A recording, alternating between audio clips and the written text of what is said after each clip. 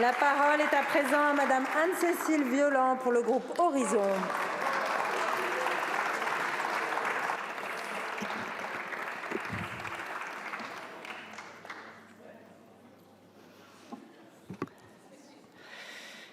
Madame la Présidente, Madame la Ministre de l'Égalité entre les hommes et les femmes et la lutte contre les discriminations, Monsieur le Garde des Sceaux, Monsieur le Président de la Commission des lois, Monsieur le rapporteur, chers collègues, pouvoir que le citoyen a de faire ce qu'il veut sous la protection des lois et dans les limites de celles-ci. C'est la définition de la liberté. Pouvoir que le citoyen a de faire ce qu'il veut sous la protection des lois et dans les limites de celles-ci. Permettez-moi, Monsieur le Garde des Sceaux, de partager votre fierté et de vous remercier de votre engagement assumé et inspirant.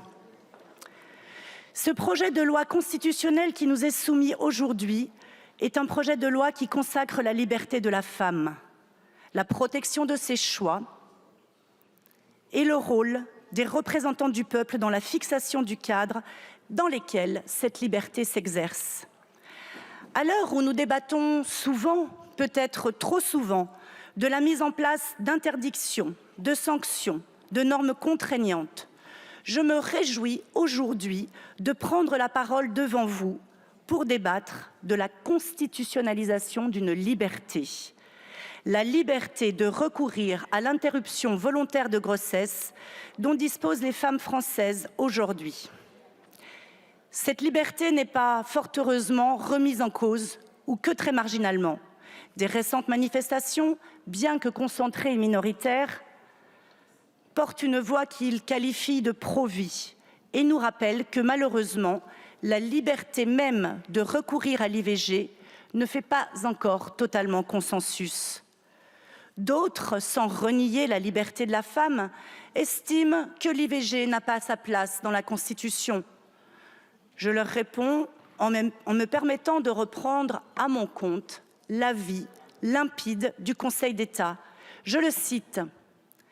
Le caractère réversible et limité de la protection conférée par la loi ordinaire justifie que soit garantie par la Constitution la liberté de la femme de recourir à l'interruption volontaire de grossesse. Soyons honnêtes, c'est bien parce que cette liberté n'est pas structurellement menacée aujourd'hui que nous pouvons avoir ce débat et, je l'espère, de manière apaisée. Si un jour cette liberté était menacée, vous le savez comme moi, il sera trop tard. Anticiper les risques, c'est bâtir un rempart avant l'assaut. Ne pas attendre la catastrophe pour se prémunir, voilà la sagesse de l'assurance. J'ai pas fini. À ceux qui s'inquiètent de la création d'un éventuel déséquilibre entre deux principes à valeur constitutionnelle que sont la liberté de la femme et la sauvegarde de la dignité de la personne humaine contre toute forme de dégradation, là encore, je réponds que ce n'est nullement l'intention de ce projet de loi. Ce projet de loi a un seul but, encadrer l'office du législateur afin qu'il ne puisse interdire tout recours à l'IVG ni en restreindre les conditions d'exercice de façon telle qu'il priverait cette liberté de toute portée.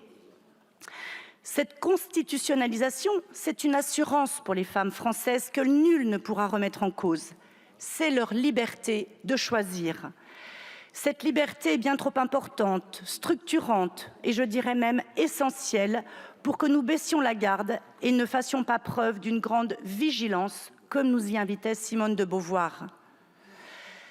Cette vigilance s'accroît lorsque l'on voit qu'outre-Atlantique, la Cour suprême a mis un terme à sa célèbre jurisprudence Roe versus Wade de 1973.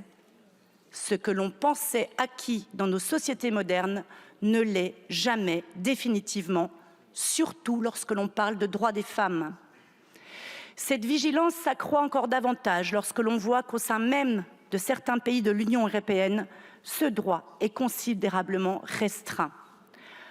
Aux exemples du Portugal, de la Hongrie, de la Pologne déjà évoqués, Je vais vous parler de Malte.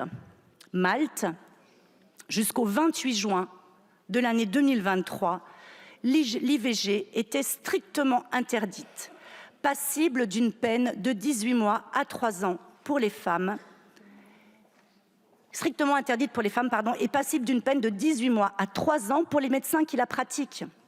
4 ans de prison et interdiction d'exercer. La seule exception aujourd'hui qui a été votée le 28 juin, c'est quand le fœtus est non viable et que la vie de la mère est en danger. À ceux qui pensent que le droit de l'avortement n'est pas menacé en France, je leur pose la question suivante. Avez-vous besoin de davantage d'exemples?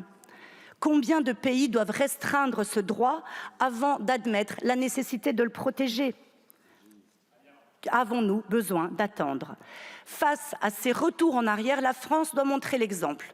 Consacrer cette liberté au sommet de la hiérarchie des normes ferait de notre pays, oui, le premier pays au monde et le premier pays à protéger au sein de sa Constitution la santé physique, mais aussi la santé psychique des femmes contre les risques que présente un avortement dans la clandestinité. En héritier de Simone Veil, nous nous prémunirions ainsi contre la possibilité d'un retour aux faiseuses d'anges.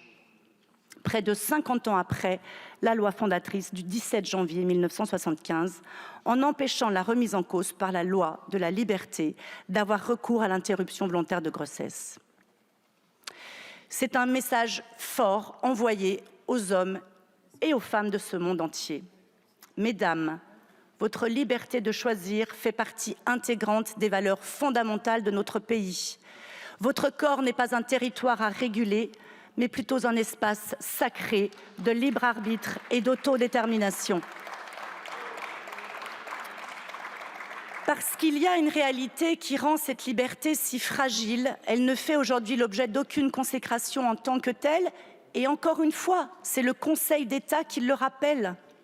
Dans nos textes fondateurs, notre Constitution, la Convention européenne de sauvegarde des droits de l'homme et des libertés fondamentales, ou encore le droit de l'Union européenne, si le Conseil constitutionnel, dans sa décision du 27 juin 2001, a fait le choix d'adosser la valeur constitutionnelle de la liberté de la femme de recourir à l'IVG à celle de la liberté de la femme prévue par l'article 2 de la Déclaration des droits de l'homme et du citoyen, le temps est venu de lui consacrer une valeur constitutionnelle autonome.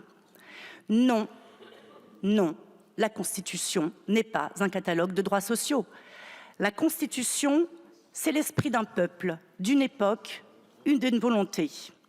C'est Jean-Louis Debré, 14 octobre 2018, qui l'exprimait à l'occasion du 60e anniversaire de la Constitution. Je me réjouis en outre que la rédaction proposée aujourd'hui par le gouvernement soit le fruit du long travail mené par l'ensemble des parlementaires.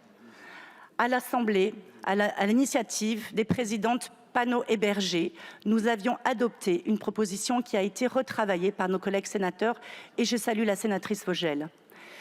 Des divergences étaient alors apparues quant à l'endroit où il fallait placer ce texte au sein de la Constitution, sur la question sémantique, de savoir s'il fallait consacrer un droit ou une liberté, sur le choix des mots pour s'assurer de lui donner sa pleine force. Mais à l'Assemblée comme au Sénat, ces propositions de loi constitutionnelle ont été adoptées.